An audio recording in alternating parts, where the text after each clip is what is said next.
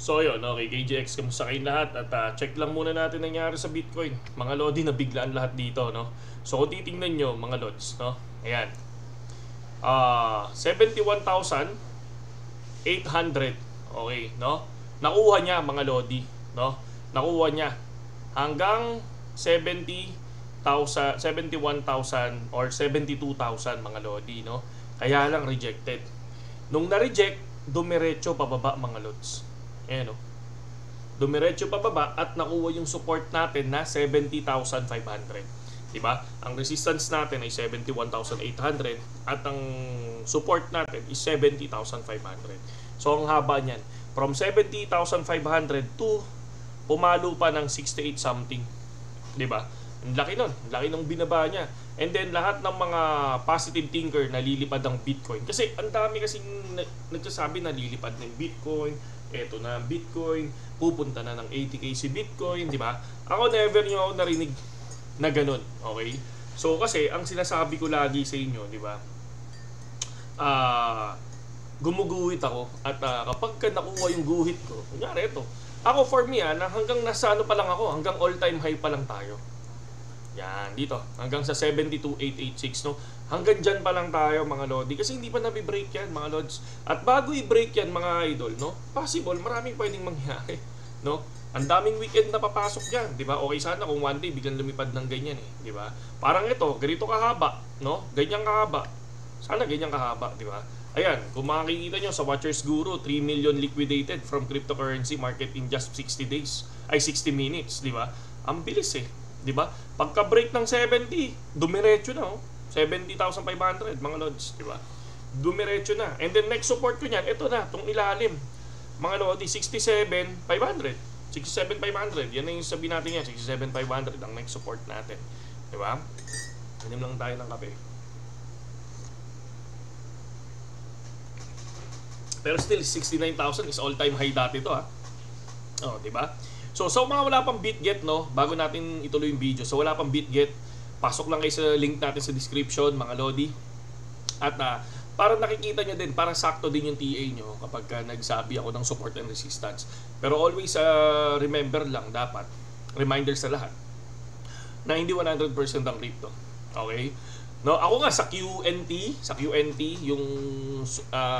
yung coin na pinasukan ko ng meme coins. Kasi ako, wala akong ibang sinusunod na TA sa Bitcoin, kundi TA ko lang. Pero doon sa mga meme coins natin, katulad ng QNT, yung mga yan, sinusunod ko dyan sila Master Putin, sila Sabi, yan yung mga sinusunod natin. Na-liquidate pa nga ako liquidated pa nga ako doon sa QNT. Ang nilapag ko sa QNT is 29 USDT, tapos nakuha yung cut loss ko. I mean, hindi liquidated, nakuha yung cut loss ko, no, na 20%. So malit lang siya. Hindi naman yung katulad ng, hindi naman ako isang trader na sobrang laki ng tinitrade, hindi. Barya lang. Minsan lang ako nagmamalaki kapag tawag dito, kapag gusto ko yung TA ko. At tulad nito, 30% lang ako dito. 30% profit. Hindi kasi ako yung yung dediretso pa, no, hanggang dulo, hindi ganoon. Kumbaga ang ginagawa ko, nag-set ako ng 30% profit, is good na ako doon, mga Lods, no? Nabawi ko na yung kay QNT. Ganun lang siya. No, and then tingnan niyo dito kahit kay Rover, who's the panic solved Bitcoin.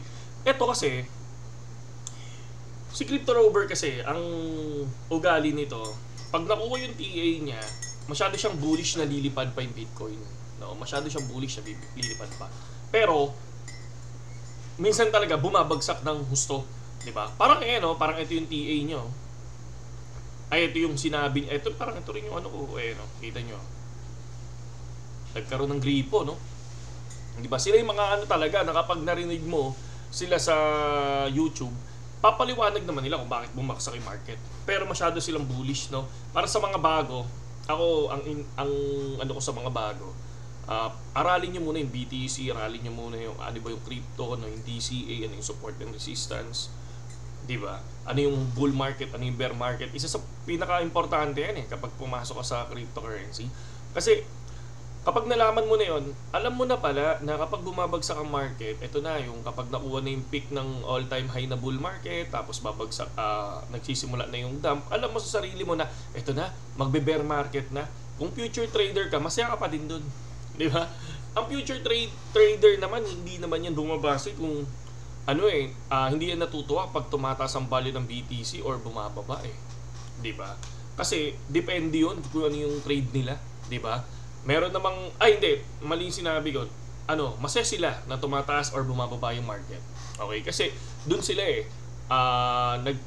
nagte-technical analysis sila based doon sa galaw ng market. Kapag ka bumababa ang market, parang ito, yung technical analysis natin, for example. Masaya ako kasi nga 30% profit bumagsak. Di ba? Kasi nga, yun nga yung technical analysis mo. Once na nakuha yung support mo na 70,500, doon ka papasok. Di ba? Hanggat nandito sa middle yan. Yan.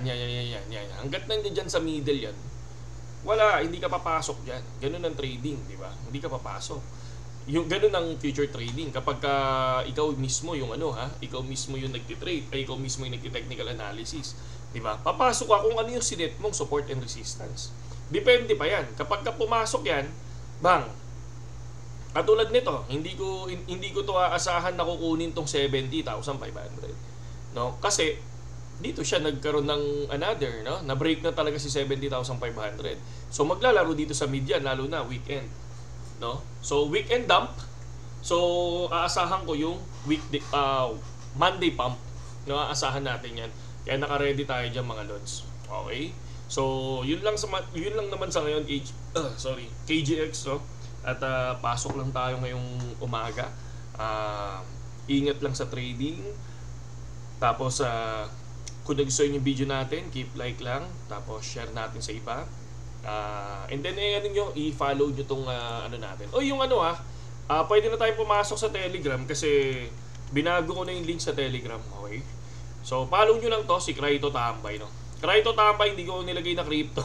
Nilagay ko Cry talaga, Cryto Tambay. Dami nating basher na umiiyak daw tayo mga lodi. Kaya sabi ko, yun, cry na lang. Kasi dami naman basher na umiiyak tayo. So yan. Nagbibigay tayo ng TA, nagbibigay tayo ng reels natin, yung anong pwede kong masabi sa inyo, ano yung pwede kong ma-advise, ano yung kung saan ako papasok, ganun. Okay? Saludo sa lahat KGX at magandang umaga sa inyong lahat, mabuhay kayong lahat, at ingat lang lagi mga lodi. Okay? Paalala lang, no? Magpahinga-pahinga din, no? Huwag bantayan yung token, di ba? Mag-gym, running, no? I-divert yung isip sa iba para at least hindi tingin ng tingin sa market. Okay? Saludo.